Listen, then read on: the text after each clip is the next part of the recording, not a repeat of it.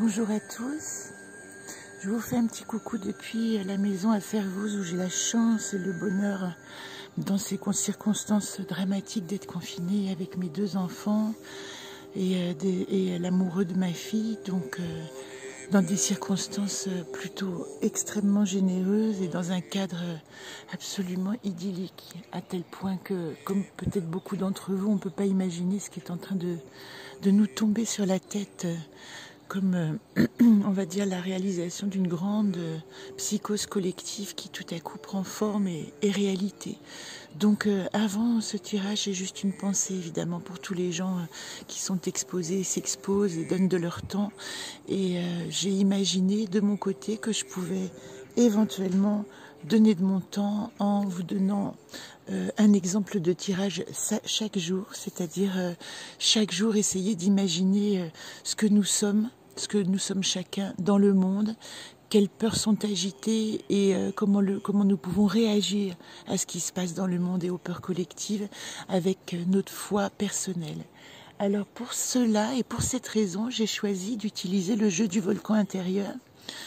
Pour ceux qui le connaissent, il a été dessiné à La Réunion au moment de la crise des Gilets jaunes et il a été, il s'est adossé aux peurs et aux blessures pour pouvoir se réaliser carte après carte. Ce qui veut dire que chaque carte explore une peur et une blessure.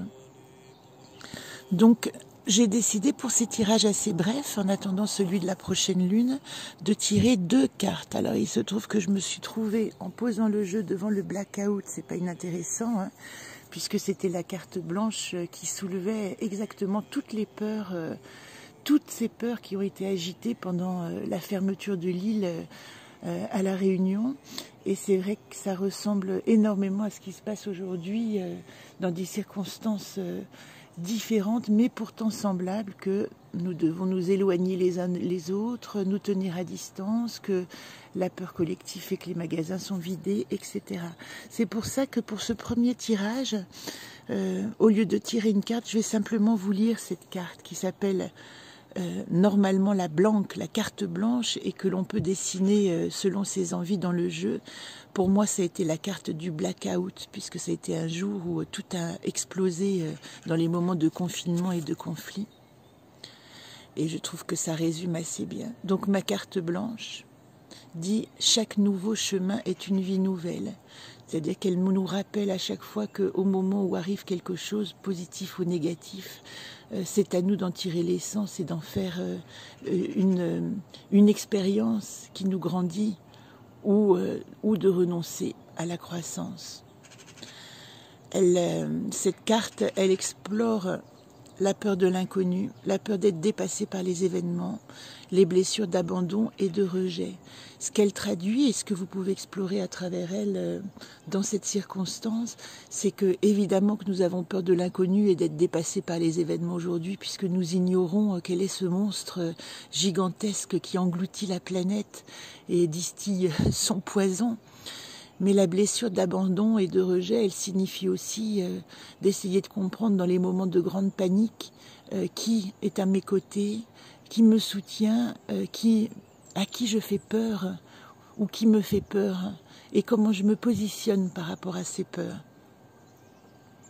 Et étonnamment, cette carte pose la question, et je l'avais pas retournée avant de faire le tirage, comment savoir si l'univers est de mon côté ? Voilà la question du jour. Comment savoir si l'univers est de mon côté? Le petit texte qui suit parle d'acceptation. Quand tout se fait sombre, flou, quand je ne peux plus savoir ce que je veux, là se déploie un paysage neuf à parcourir. Donc le conseil, quelque part, ou l'accompagnement, je préfère plutôt qu'un conseil, puisque je suis dans le même état que vous, hein, aujourd'hui, c'est de penser au monde et à la planète, et en pensant aussi à la confiance que vous pouvez accorder à la planète pour votre propre vie, pour la survie de l'espèce humaine, parce que il faut partir du microcosme au macrocosme, on ne peut pas penser aux autres et essayer de guérir les autres avant de se guérir soi-même. Et ceux qui parlent dans ces temps-là d'égoïsme doivent comprendre aussi que une personne saine, d'une certaine manière, est obligée d'abord de prendre soin d'elle-même avant de prendre soin des autres. Ça ressemble un peu à ces petits films qu'on nous passe dans les avions et qui nous disent, avant de mettre le masque d'oxygène sur la tête de votre enfant, pensez déjà à vous oxygéner vous-même. Alors voilà, ma petite vidéo du jour, c'est penser à vous oxygéner vous-même et vous oxygénerez la planète, évidemment, d'une manière absolue. Je vous embrasse, je pense à tous et à chacun et je vous espère en forme et gardant confiant au-delà des peurs distillées parce que la confiance, c'est le seul moyen pour chacun de survivre à ce monde. À bientôt.